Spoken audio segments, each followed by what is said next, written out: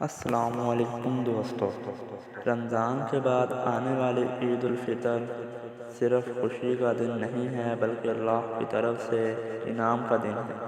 آئیے جانتے ہیں نبی کریم صلی اللہ علیہ وآلہ وسلم نے عید کے بارے میں کیا ارشاد فرمایا۔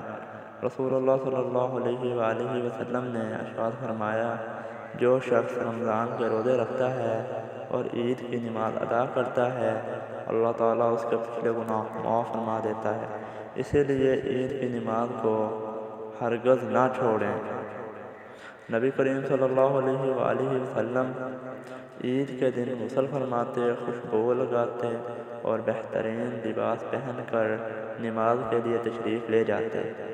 ہمیں بھی عید کو سنت کے مطابق سجانا چاہیے، اور رسول اللہ صلی اللہ علیہ وآلہ وسلم نے حکم دیا کہ عید سے پہلے فطرانہ عطا کرو تاکہ کوئی غریب عید کی خوشی سے محروم نہ رہے۔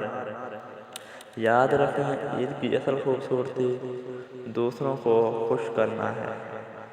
عید کی صبح نبی کریم صلی اللہ علیہ وآلہ وسلم بلند آواز سے تکبیر پڑھتے جاتے، اللہ اکبر، اللہ اکبر، لا الہ الا اللہ۔ یہ دن اللہ کی بڑائی بیان کرنے کا دن ہے، اور عید کے دن صحابہ کرام ایک دوسرے کو دعا دیتے، اللہ ہماری اور آپ کی عبادت قبول فرمائے۔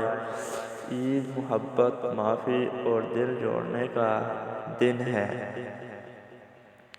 اگر آپ بھی چاہتے ہیں کہ آپ کی عید سنت کے مطابق گزرے تو ان باتوں پر ضرور عمل کریں۔ سب کو میری طرف سے دل کی گہرائیوں سے عید مبارک۔